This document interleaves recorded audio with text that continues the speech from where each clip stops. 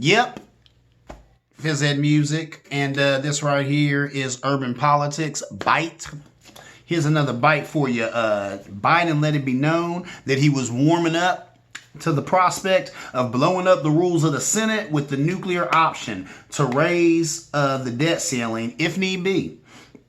Not raising the debt ceiling would be catastrophic to the U.S. economy. True indeed. If the Dems enter into filibuster reform, they'll have to face opposition from moderate Democrats like Joe Manchin and Christine Sinema. Now, a lot of people have discussed or asked the question, why is Joe Manchin and Christine Sinema seem to be two of the most prominent Democrats? There are others who have such opposition to Joe Biden's programs, and it's because a lot of people are in these two people's pockets. It just is what it is. Joe Manchin has a lot of interest in fossil fuels. So he's got interest in seeing that New Deal doesn't work out as good as it should probably. And then Christine Sinema, they said that big business is also in her pockets. They said that's the only meetings that she's taking is from big business donors and whatnot. So that is what it is. If the Dems enter into filibuster reform, like I said, they're going to get opposition from these two and some others. The White House slammed Mitch McConnell for his brinksmanship when it comes to the debt ceiling. The Dems raised it 3 times under Trump. So that's the real reason why Biden is like, dude, you tripping? Under your boy Trump, who just left and did an abysmal job, when it came time to raise the debt ceiling, we did it without fanfare and we did it 3 times. It's always like that. You can Google this yourself. I'm not making this up, but whenever there's a Democratic whenever there's a Democratic president or a Democrat in office, then the debt ceiling becomes a political football. When it's a Republican in office, Democrats always just sign whatever needs to be signed to make sure that we raise the debt ceiling. Remember, when we raise the debt ceiling, all we're doing is paying America's bills. This is money that they've already spent, on Medicare, Medicaid, military stuff, like military checks and payroll and stuff like that. Money they've already spent. So raising the debt ceiling isn't doing anything but paying America's bills. And like Joe Biden said, that this 3.5 trillion and even $2 trillion for this infrastructure has nothing to do with the debt ceiling.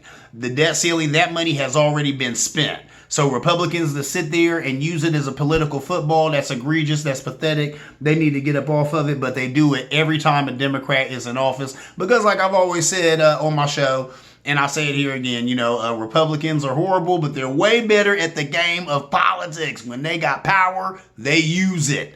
And they don't hem and haw and wonder about whose feet they stepping on or if the procedure was correct or not. So that is what it is.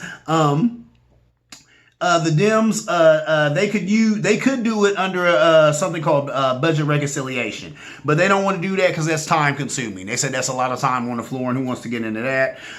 Trump called it the GOP's only powerful tool.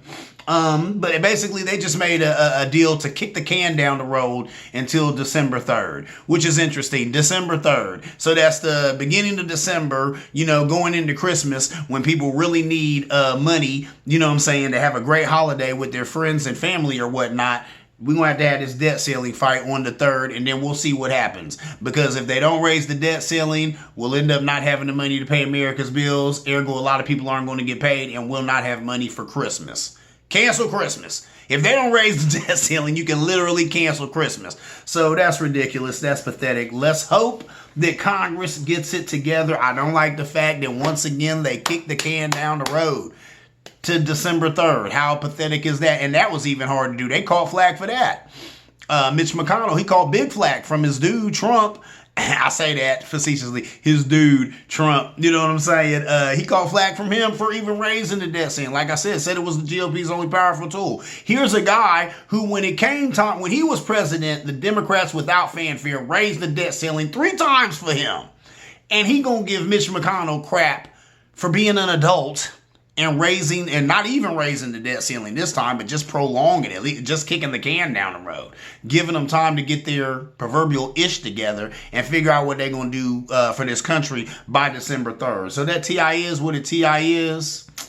Let that rattle around in your brain. You know what I'm saying? Our government loves waiting till the last minute sometimes, but don't you love America? What can I say? See you around like a donut.